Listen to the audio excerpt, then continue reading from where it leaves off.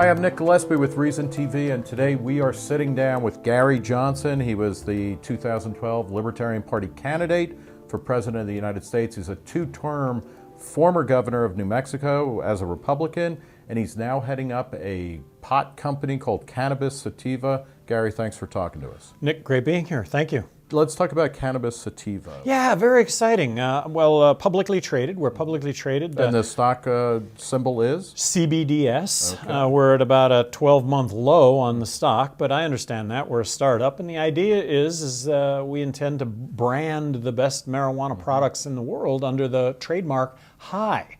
Small h, small I, we've trademarked that. Okay. We think we're going to do $1 billion in swag sales eventually, because you're going to put our sticker on the side of your car because it's HI, and it really says it all. Because that way the police can pull me over more quickly? That'll be the downside of potentially putting a high sticker on your car. Let's talk about the market of legal pot. I mean, at this point, recreational pot is legal in 3 states. In 4 states.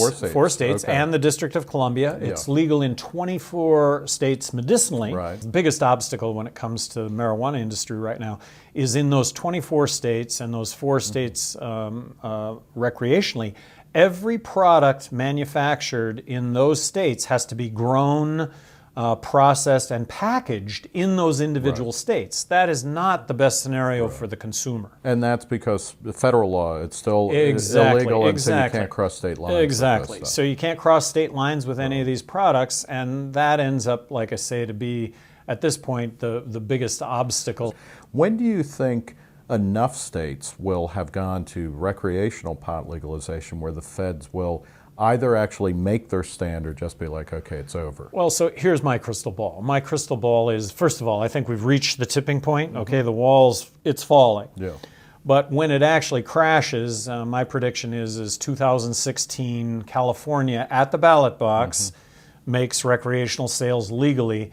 And then I believe that overnight, 20 states overnight will legislate it, and governors will sign it, and that will genuinely be the wall will hit the ground. So in terms of certifying or trademarking pot, what do you think customers are looking for in this type of stuff? Well, right now, more than anything, people are just looking to buy the products and get high. I mean, that's really what they're looking for. But when you look forward, I mean, what people really want is Coca-Cola. Coca-Cola tastes the same here because it's the same ingredients here as it is in Thailand.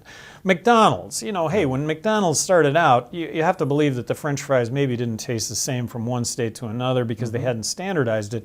But this is going to be the evolution of the industry, and the evolution of the industry is going to be these quality products that really genuinely you're going to know the contents, and you're going to be assured of that consistency and safety. Then this is blending into also a kind of a moment where everything is artisanal, or, I think about when you go into a wine shop or a cheese shop, you have people there who will say, okay, well, this is from this area and it has these qualities. The alcohol content, the pot potency, the THC potency.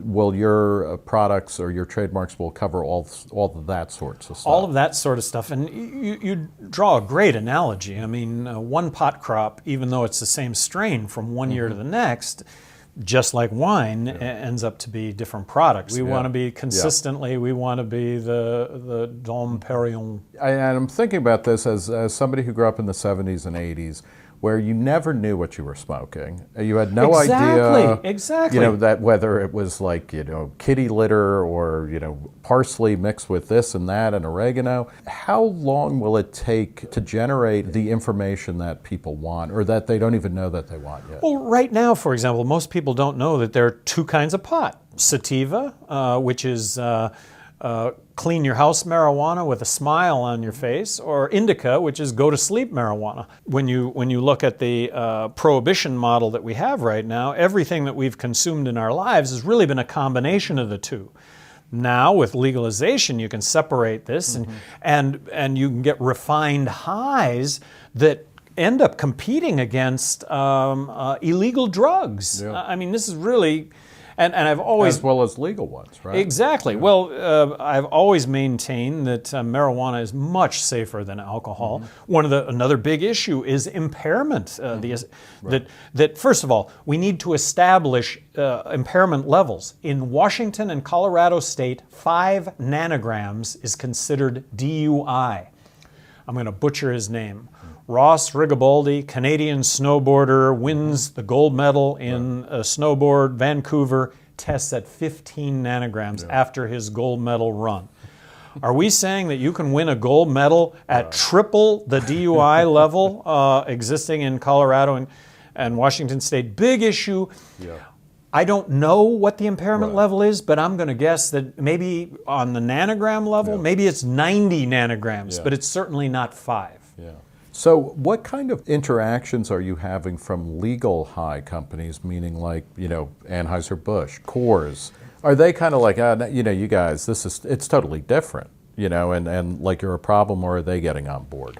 What I said for years was people would come up to me and say, I hope marijuana gets legalized because then I'm going to get in the marijuana business and I'm going to make a fortune. And everybody can make a fortune in marijuana because everybody smoked marijuana. That's the expertise that everybody has, and they know that given that expertise, they can make money.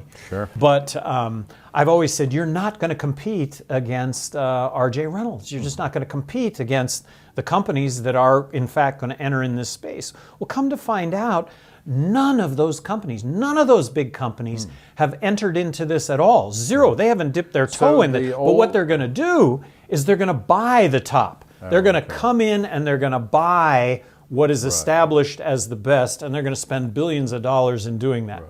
But that point is still many years away. And you're not seeing any negative effects from kind of the alcohol beverage community of like pushing back against not at this They've point. given up that ghost. Well, I think they've given up that ghost, and yet it is very real. I mean, there are people that are going to prefer marijuana over alcohol, and like I say, that is personally.